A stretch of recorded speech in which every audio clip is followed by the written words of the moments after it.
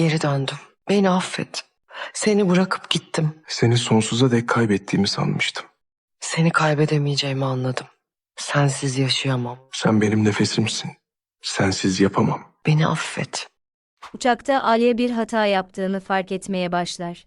Alya bunu nihayet fark ettiğinde geri dönmeye karar verir. Döndüğünde bir çocuğun ileride onu nelerin beklediğini görmemesi gerektiğini anlayarak Deniz'i sevdiklerinin arasında malikanede bırakır. Bundan sonra Alya meydana gider. Ama bulduğu tablo korkularından çok daha korkunç çıkar. Yeni bir hayatın başlangıcı olması gereken yer bir trajedi yerine dönüşmüştür.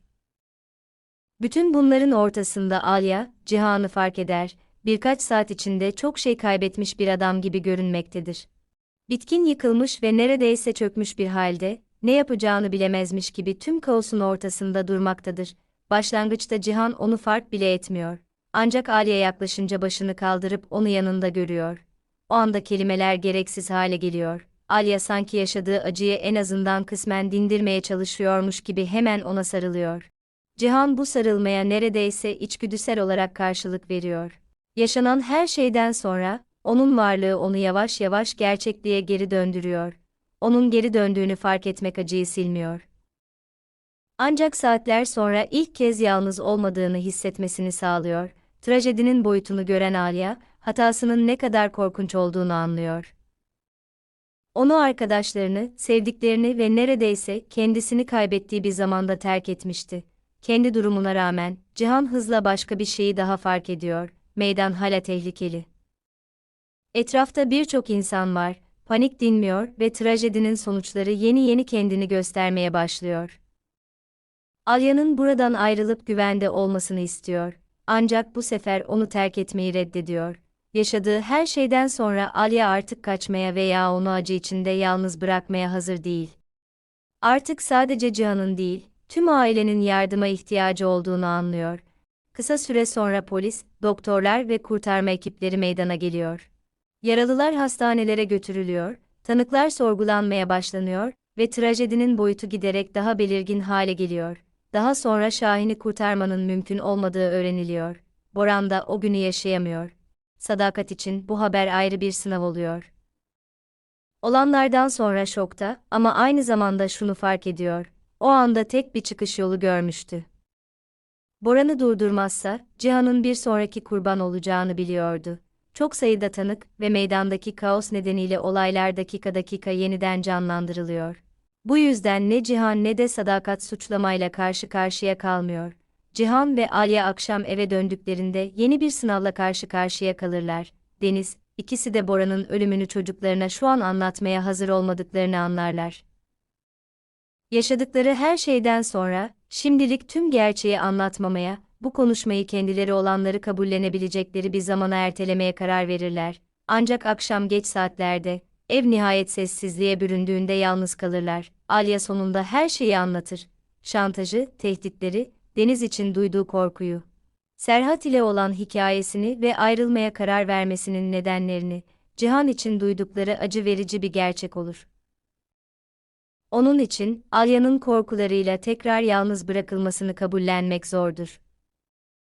Yaşadıkları tüm anlardan sonra, bu yükü onunla paylaşmasına izin vermemesini anlamak daha da zordur. Serhat'ın sorusu da onu rahatsız eder. Kanıt olmadan başkalarının sözlerine inanmaya hazır değildir ve gerçeğin tamamen farklı olabileceğine ikna olmuştur. Ancak onun için en önemli şey aynı kalıyor. Durum doğru çıksa bile, tercihi değişmeyecek. Alya için bu sözler, korkunun kararını ne kadar çarpıttığının bir başka teyidiydi. O gece uzun bir aradan sonra ilk kez, kaçıştan değil, güvenden bahsettiler. Ve işte o zaman ikisi de anladı. En büyük hata korkmaları değil, korkunun onlar adına konuşmasına izin vermeleriydi. Sonunda içlerinde uzun zamandır birikenleri birbirlerine anlatmaya zorlayan zorlu bir konuşmanın ardından, Cihan ve Ali arasında bir sessizlik oluştu. Son zamanlarda malikaneyi dolduran rahatsız edici sessizlik değil, başka bir sessizlik, sakin ama yorgun bir sessizlik, çok şey kaybetmişlerdi. Hayatlarının en mutlu günü olması gereken düğün bir trajediye dönüşmüştü. Yaptıkları planlar birkaç dakika içinde altüst olmuştu. Ama tüm bunlara rağmen en önemli şey aynı kalmıştı. Tekrar yan yana oturuyorlardı. İşte o zaman gelecekleri hakkında konuşmaya başladılar. Artık ne Cihan ne de Alya büyük bir kutlama, kalabalık bir misafir grubu, yüksek sesli müzik veya görkemli bir tören istemiyordu. Yaşadıkları her şeyden sonra, büyük bir düğün düşüncesi artık onlara neşe vermiyor. Hayatın ne kadar çabuk değişebileceğini çok iyi anlıyorlar. Bu yüzden basit bir karar alıyorlar. Sessizce ve gereksiz bir tanıtım yapmadan resmi olarak evlenmek. Büyük planlar yapmadan, başkalarının beklentileri olmadan ve her şeyi mükemmel hale getirmeye çalışmadan, Alya için bu artık sürekli felaket beklentisi içinde yaşamak istemediğinin bir sembolü oluyor. Cihan içinse tüm kayıplardan sonra bile sevdiği kişiden vazgeçmeye hazır olmadığının bir teyidi. O gece sonunda anlıyorlar, artık mükemmel bir düğüne ihtiyaçları yok. İhtiyaç duydukları tek şey, sonunda zamanlarını boşa harcamayı bırakacakları bir hayat. Birlikte kalmaya ve artık korkunun hayatlarını yönetmesine izin vermemeye karar verdikten sonra, Cihan en azından hala düzeltilebilecek olan kaosun bir kısmını yavaş yavaş kontrol altına almaya çalışır. Ancak son birkaç gündeki tüm olaylara rağmen, bir konu onu rahatsız etmeye devam eder. Serhat ile olan hikaye, Meryem'in sözleri kafasında yankılanmaya devam eder. Onlara inandığı için değil, tam tersine bu hikayede çok fazla tutarsızlık olduğu için. Şüphelerin yanı sıra Cihan başka bir şey daha hisseder, derin bir hayal kırıklığı. Bir zamanlar Meryem'de güvendiği, tamamen farklı olduğunu bildiği bir insan görmüştü. Şimdi onu yalanlar, korku ve manipülasyon arasında neredeyse tanıyamıyor. Bu yüzden artık varsayımlarla yaşamamaya karar verir.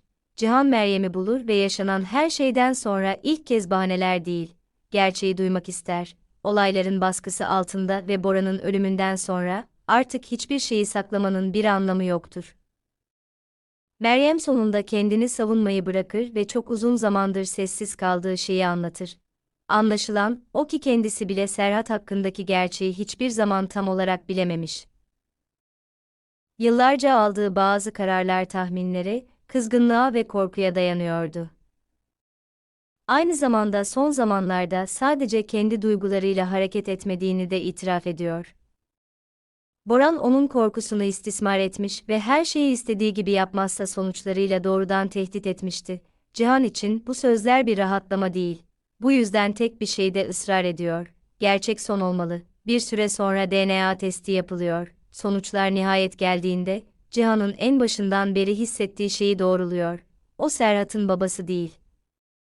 Bu haber karışık duygular uyandırıyor.